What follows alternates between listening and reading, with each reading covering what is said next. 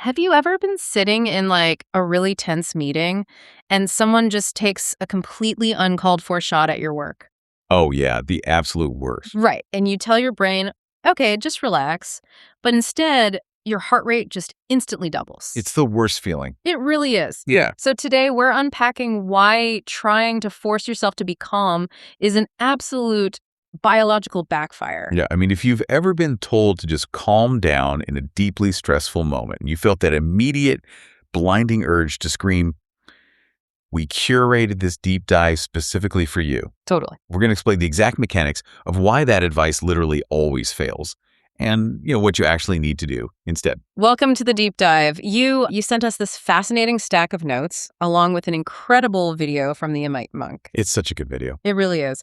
And it's all centered around the mechanics of composure under pressure. So our mission today is to distill those sources into a sort of masterclass on staying grounded. Right, but the ultimate promise of this source material goes way beyond just, surviving a tough conversation. Yeah, we were looking at how to stay so unnervingly calm that it actually makes the people trying to trigger you nervous. Which is, that's a profound superpower. It's about completely flipping the power dynamic in any room. Absolutely. But to develop that, we really have to address that massive counterintuitive bombshell you just opened with. The fact that trying to be calm makes you panic more. Exactly.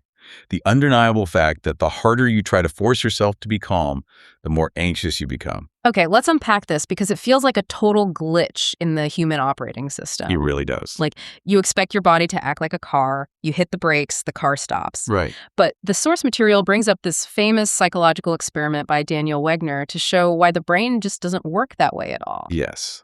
The white bear experiment. Yes. So Wegner brings people into a room and gives them one single, seemingly simple instruction. He tells them, whatever you do, do not think of a white bear. And the result is immediate and it's universal. We all think of it. Every single person in this study instantly visualizes a white bear. It basically becomes the only thing they can see in their mind's eye. So weird. Wegner actually coined the term ironic process theory to describe this. The very command to suppress a specific thought becomes the exact mechanism that triggers it. It reminds me so much of insomnia. Oh, that's a perfect analogy. Right. Like if you've ever had a night where you have a super early flight and you are lying in bed staring at the ceiling thinking, I have to sleep right now. Just force it. Exactly. Force it. But the harder you try to wrestle your brain into unconsciousness, the more agonizingly awake you become. You just can't bully the system into shutting down. You really can't. And sleep and calmness, they actually share that exact same biological architecture. Wait, really? Yeah, they are byproducts of your environment and your internal state. They aren't just switches you can flip with sheer willpower. Oh, wow. So when you're in a high-stakes environment and you internally scream at yourself, hey, don't panic, your brain doesn't even process the negative modifier. It just hears the word panic. Exactly. It just grabs onto the word panic, and suddenly you've handed your nervous system the exact file you were trying to delete. Which means we really need to understand why the brain opens that panic file in the first place. For sure. The science of stress is fascinating because your brain functions as this highly advanced prediction machine.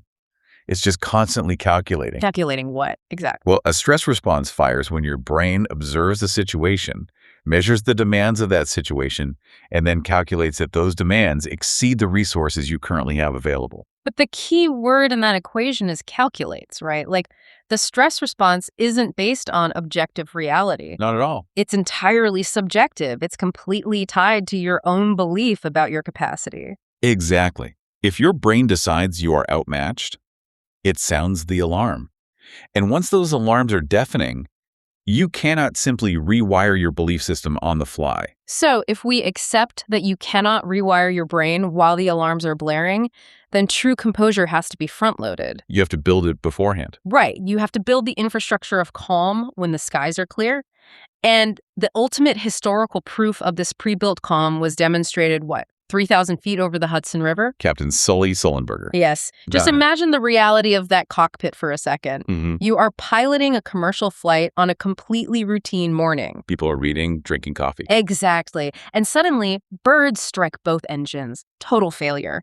In a matter of seconds, your commercial airliner becomes a massive, heavy glider dropping out of the sky over one of the most densely populated cities on Earth. It's literally the ultimate nightmare scenario. And the standard operating procedure just evaporates. The emergency checklist is simply too long for the amount of time you have left before hitting the ground. And air traffic control obviously cannot fly the plane for you. Right.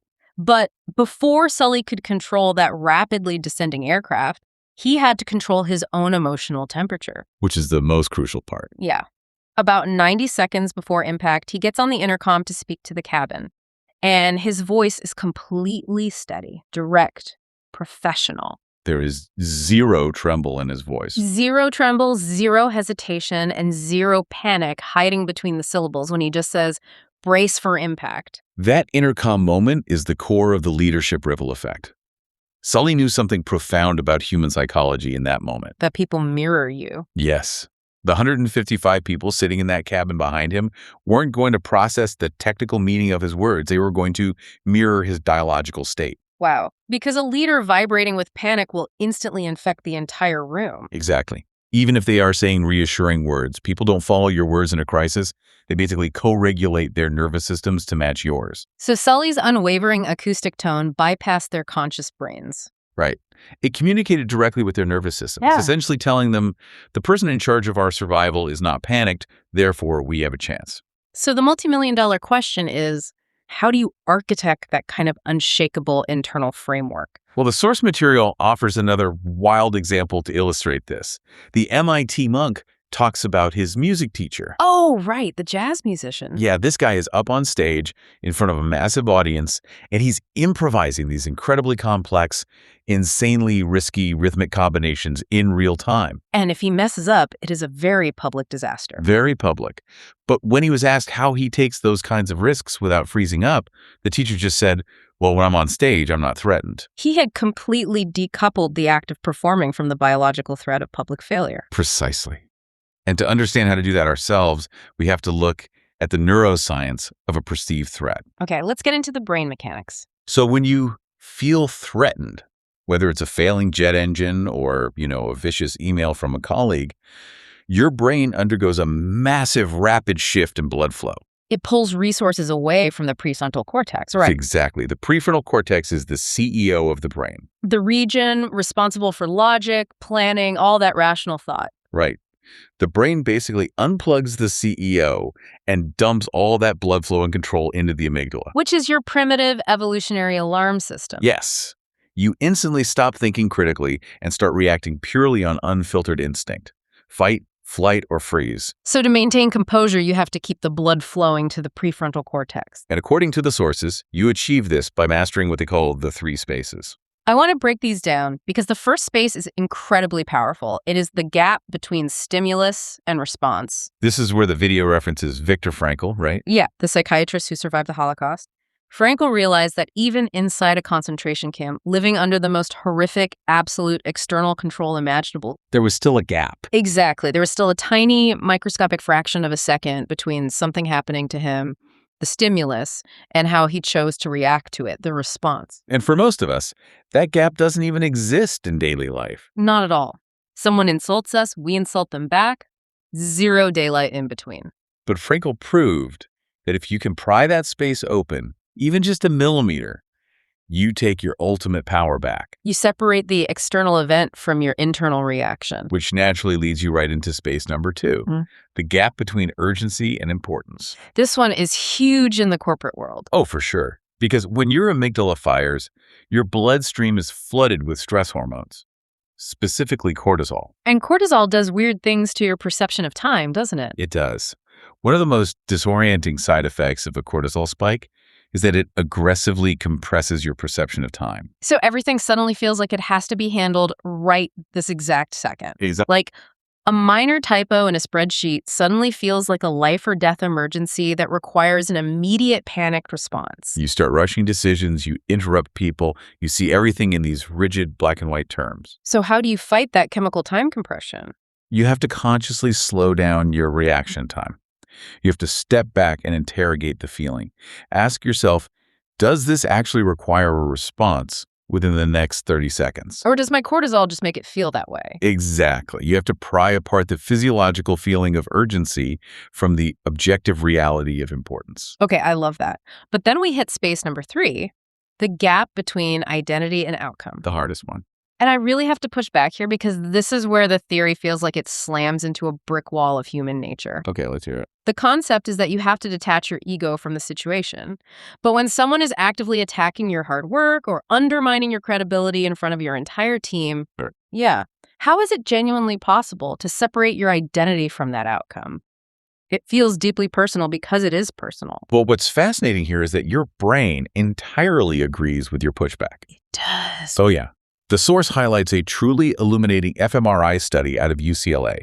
Researchers put participants in brain scanners and subjected them to simulated social rejection. Okay. The scans revealed that social rejection activates the exact same pain-related neural circuits as a physical trauma. Wait, the exact same pathways as getting physically injured? Yes, literally the exact same circuits. That is wild. But from an evolutionary perspective, it makes perfect sense. Thousands of years ago, being rejected by your tribe meant you were going to starve or be eaten by a predator. Right. Banishment equaled death. So your brain evolved to treat a hit to your social status like a literal knife wound. Your ego fusing with the outcome is a deeply ingrained survival mechanism. Wow. But in the modern corporate world, a harsh critique of your slide deck is not a saber-toothed tiger. Exactly. But if you cannot pry apart who you are from what is happening to you, your ego will always be on trial. Okay, understanding the neuroscience behind those 3 spaces is fantastic theory. But, as Mike Tyson famously said, everyone has a plan until they get punched in the mouth. So true. When you get that metaphorical punch to the mouth in a boardroom, how do you actually stop the amygdala hijack in real time? Well, before you can even attempt to change your thoughts, you have to change your physiology. You need a biological circuit breaker. Okay, what is the breaker? The source material offers a specific technique called the physiological sigh. It's 2 quick inhales through the nose, followed by 1 long, extended exhale through the mouth. Ray, I have to stop you there. Yeah. Are you telling me that when I am in the middle of a full-blown career crisis, taking 2 weird breaths through my nose is going to save me? I know. That sounds a little too much like a biohacking gimmick. It sounds like a gimmick until you look at the mechanics of the lungs. When panic sets in, your breathing becomes shallow, carbon dioxide rapidly builds up in your bloodstream, and your heart rate skyrockets. Right. The physiological sigh isn't a placebo. It is a mechanical override. The double inhale physically forces the tiny air sacs in your lungs, the alveoli, to pop open. Oh, wow. And then the long, slow exhale offloads massive amounts of trapped carbon dioxide. This specific ratio of breathing mechanically engages your parasympathetic nervous system, Forcing your heart rate to slow down. Yes. Yeah. You cannot think your way out of a physiological stress response. You have to breathe your way out. That makes a lot of sense. You are basically using your lungs as a lever to pull the heart rate down. Exactly. And once you've lowered the physical temperature, you can finally access the cognitive framework. Right, the CALM framework. Yeah, the video shares a brilliant personal anecdote about what happens when you don't use a circuit breaker. The story about his boss, Paul. Yes. So the speaker, the Mummite monk, talks about his first job back in Boston. He was tasked with turning a boardroom into a pristine, flawless demo center for a 10:00 a.m. visit from the company's CEO. High stakes. Super high stakes. He had worked on the setup for weeks. So the morning of the big day, he strolls in at 9:30 a.m. And his boss is just waiting for him. Yeah, his boss, Paul, is standing there, face completely red, fuming, practically vibrating with rage, and Paul just starts screaming at him. Saying, how could you show up just 30 minutes before? Do you not understand this is your first interaction with the CEO? Right. And in that intensely pressurized moment, the speaker stays quiet, apologizes, and just moves on. The demo goes fine. But the critical piece of the story happens hours later. Exactly. He realizes hours later, once he was finally calm, that he had perfectly valid context for why he showed up at 9:30. Because he'd actually been in that exact boardroom until 4:30 in the morning, making absolutely sure every single cable and screen was perfect. He just couldn't access that information. Under the intense pressure of his boss screaming, the blood rushed out of his prefrontal cortex. He couldn't formulate the perfectly reasonable response, which was, "Hey, Paul, I was here until dawn. The room is flawless. We are good." The memory file was sitting right there, but the amygdala had essentially locked the filing cabinet. That is terrifying. It is. And this is exactly why the source introduces a 4-step cognitive framework to use the moment you've stabilized your breathing with that physiological sigh. It's an acronym CALM. Let's break this down step by step. The C stands for control the frame. Right. Because when a crisis hits, most people immediately react to the loudest thing in the room. High performers don't. They pause and ask, what game is actually being played right now? Exactly. You have to name what is truly at stake. Is this an existential threat that is going to end your career, or is this just a temporary misalignment? Right, because Paul yelling wasn't an existential threat to the speaker's job. It was just Paul being terrified of his own boss. Controlling the frame means recognizing that most threats are just loud, not lethal. Which brings us to A, absorb the hit. Yeah, when that pressure wave of anger hits you, you probably won't be able to stop the initial spike of adrenaline, but you completely control what happens in the next critical second. The source uses a brilliant mental trick here. Reduce the anger to physics. I love this part. It's so good. When someone is screaming at you, you tell yourself, these are just sound waves traveling through the air. This is not a verdict on my worth. Reducing an insult to sound waves is such a clinical, detached way to drain the emotion out of an attack. You let the hit land without instantly returning fire. And the beauty of the sound wave visualization is deeply biological. When you translate a screaming boss into sound waves traveling through the air, you are forcing your brain to do a physics calculation. Oh, and doing math requires the prefrontal cortex. Exactly.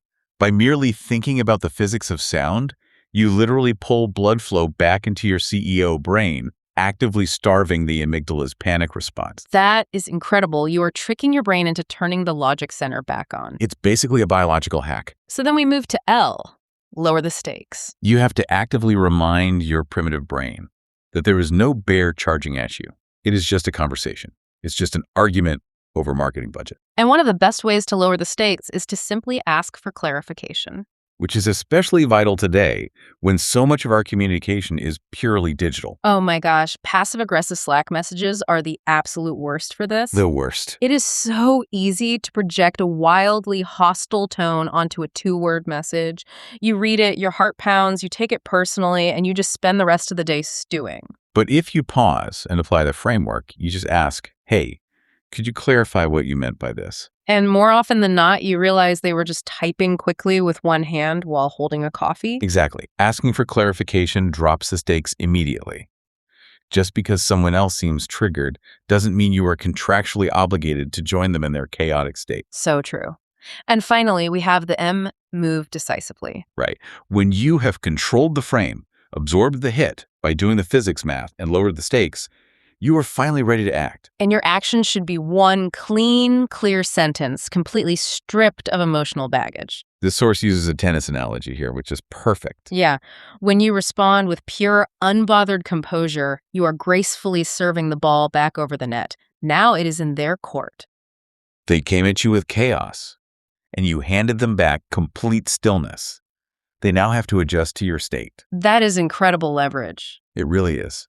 But if we pull back and look at the macro picture, we have to acknowledge a harsh reality here. What's that? If this CALM framework is mechanically so straightforward, breathe, reframe, clarify, act toward, why is it so incredibly difficult for people to actually execute it in the modern world? Oh, because we aren't just dealing with occasional stressful meetings anymore. The source material points out that we are currently living inside 2 massive overlapping storms. Storms that are actively designed to destabilize our nervous systems. Yes. The first is the social media storm. These platforms are algorithmically optimized to keep us in a perpetual state of low-grade anxiety and outrage. Because controversy and fear generate significantly more engagement than calmness and nuance. We are training our brains to be highly reactive. Right. Chronic exposure to algorithmic outrage actively alters the amygdala's baseline sensitivity. It keeps the alarm system artificially inflamed, meaning your threshold for panic gets lower and lower every time you scroll. And the second storm is the AI storm. This isn't just a vague, abstract anxiety. It's injecting very real fear and uncertainty into the culture. People are genuinely questioning the future of their careers, the value of their hard-earned skills, the very nature of work itself. We are swimming in a sea of existential dread. Which makes maintaining equilibrium infinitely harder, but it's not impossible. Right. The video brings up Warren Buffett in 2008. Yeah, right in the middle of the global financial meltdown. The markets are in absolute free fall. Legacy banks are collapsing overnight. Everyone is panicking. And Buffett writes an op-ed in the New York Times featuring 7 famous words. Bad news is an investor's best friend. He stayed totally disciplined. He looked for opportunity while the rest of the world saw the apocalypse. But here is the profound catch. The MIT monk admits that in 2008, he read that exact Buffett article. He knew the playbook. He understood the underlying math. He saw the historical data. Right. And despite knowing every logical reason to stay calm, he still panicked and sold his investments at the absolute bottom of the market, locking in massive losses. Which proves the ultimate point of this entire deep dive. The hardest part of composure isn't knowing the math, and it isn't memorizing an acronym. The true barrier is the ego. Exactly. It requires deep, uncomfortable self-awareness to separate who you are from what is happening to you in the moment. You can build the biological systems, but mastering the ego takes relentless practice. Synthesizing all of this, it really seems like the core takeaway is a massive reframe. We have been asking the wrong question all along. Yes. Well, when we get stressed, we immediately ask, how do I stay calm? But what we should really be asking ourselves is, what am I trying to protect right now? Oh, that's good. Am I genuinely trying to protect the integrity of the project? Or am I just desperately trying to protect my fragile ego? That is the crux of it all. The source shares a beautiful Sanskrit line to perfectly encapsulate this shift in perspective. What's the line? Who can conquer the world? The one who conquers the mind. Wow. True resilience isn't about building an impenetrable bunker to endure external storms. It is the deep realization that the only storm that truly matters, the only one that can actually destroy you, is the one raging inside your own head. If you can calm that internal storm, the rest of the world gets awfully quiet. It really does. So what does this all mean for you tomorrow morning? We started this deep dive exploring the sheer frustration of being told to just relax during a hostile encounter. Which we now know is biologically useless. Right. But now that we understand the deep mechanics of composure, now that we know that calmness acts as a biological mirror, literally forcing other people's nervous systems to match your emotional temperature. It leaves us with one final provocative thought. The ultimate application of the framework. Right. Instead of just using calmness as a defensive shield to protect your own internal peace, could you intentionally weaponize it? Weaponize calmness. I love that. Could you walk into a highly toxic workplace or sit down at an aggressively hostile negotiation and use radical, unshakable composure as an offensive tool? Could you completely disarm an attacker, starve their amygdala of conflict, and tilt the entire dynamic of the room in your favor before a single argument is even made? It's a fascinating prospect, changing the entire reality of a room simply by refusing to match its chaos. That is definitely something to mull over the next time someone tries to raise their voice at you. For sure. Thank you for joining us on this deep dive. We'll catch you on the next one.